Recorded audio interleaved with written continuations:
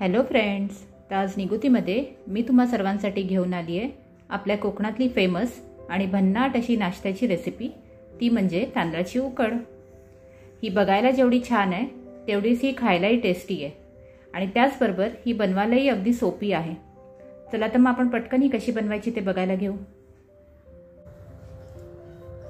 तांदळाची उकड बनवण्यासाठी मी इथे 1 वाटी तांदळाचं पीठ घेतलंय।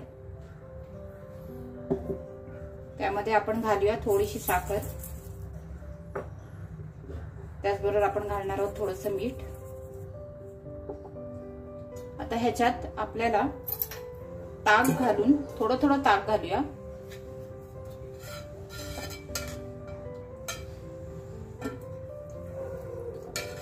थोडं थोडं करून घाला ताक आणि हे व्यवस्थित असं आपण मिक्स करून घेऊया। हळूहळू घालायचे ताक, एकदम एकत्र नाही ओतायचे।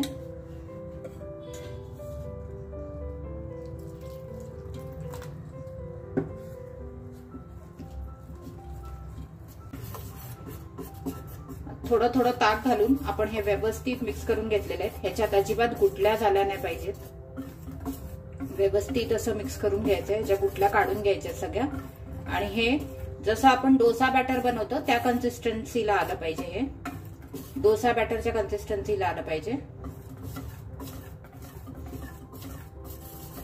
हे आता झालेलं आहे आपलं तयार। आपण आता ह्याला फोडणी घालून घेऊ।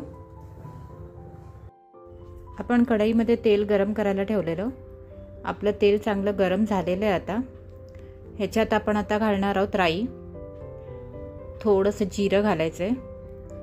आपण 1 चिमूटभर हिंग सुद्धा घालणार आहोत। ते घालून झाल्यावर आपण घालूया ह्याच्यात कढीपत्ता। 4-5 हिरव्या मिरच्या मी बारीक चिरून घेतलेल्या आहेत, त्या सुद्धा मी घालते। हे सगळं व्यवस्थित तेलात तडतडून द्यायचंय।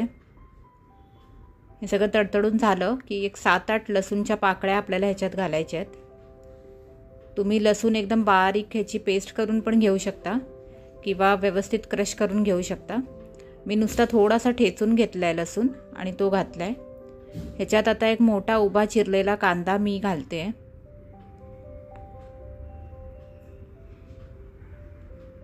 एक 2-3 मिनिटं आपण कांदा चांगला लाल होईपर्यंत ह्याला परतवून घ्यायचंय।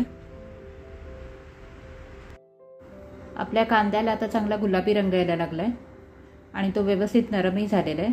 त्याच्यात आता आपण घालूया हळद। हळद एक थोडीशी तेलावर आपण परतवून घेऊ, जेणेकरून त्याचा छान रंग सुटेल। हळद परतवून घेतली की आपण ह्याच्यात घालूया थोडंसं पाणी। एक अर्धा ग्लास पाणी घालणार आहे मी।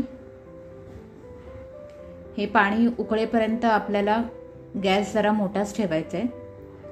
पाणी एकदा उकळायला लागलं की आपण ह्याच्यात जे बॅटर बनवून घेतलेलं तांदळाचं पीठ आणि ताक मिक्स करून ते बॅटर आपण ओतून घ्यायचंय